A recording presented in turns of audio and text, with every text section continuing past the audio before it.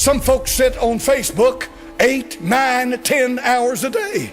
They don't have a life. Hey, get a life. Let me tell you something. There's a world outside that computer screen.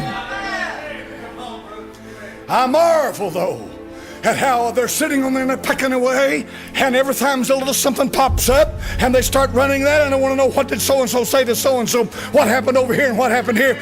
Every day, they go back to the same ritual and checking into the lives of all these people. Get a life.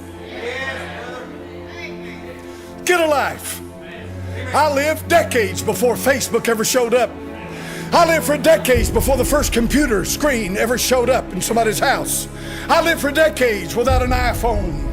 I lived for decades without any of that stuff. And you know what? We lived better then in so many ways than they do today. These kids today are zombies. Amen. You know why? Because if Satan can keep you completely engulfed with yourself, if your world is no bigger than a computer screen, then my friend, when you go to the church house and you walk in that church house, when they get up and sing the old songs like we sing in here, somebody gets up and he preaches, you hear a testimony, that's not going to do anything for you. You got to have yourself a big giant screen, because that's your life. Your world is not reality.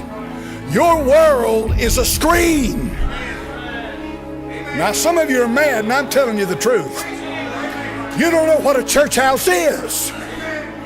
You've never been to an old country church where they got a pot-bellied stove sitting right out in the middle of it, and they got a mourner's bench in the front down here, and they got wooden pews in there, and they don't have any air conditioning, and people come in there and they get down on their knees and they start praying to God, and God starts saving people, and there ain't no screens, folks. It's a real world that they're living in. Amen. Amen. If you want to do yourself a favor, turn off your computer and discover this world out here.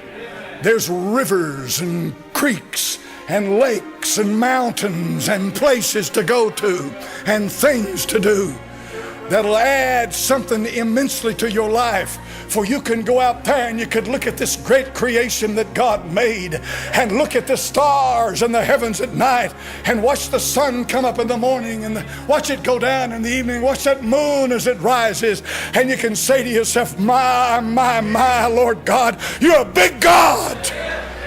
If he's a big enough God to make all that, he's a big enough God to save me. Amen. I told you the other day when I went down to South Carolina, and I walk out there and I look at that beach and I look at that huge ocean out there in front of me, and there's no way that one man can take in the immensity of what I'm looking at, but there's nothing but water as far as the eye can see. There's nothing around here like that. But you look at that and you say to yourself, my goodness gracious, if he'd simply spoke that into existence, let there be, he said, my, he could sure save my little old soul. Amen.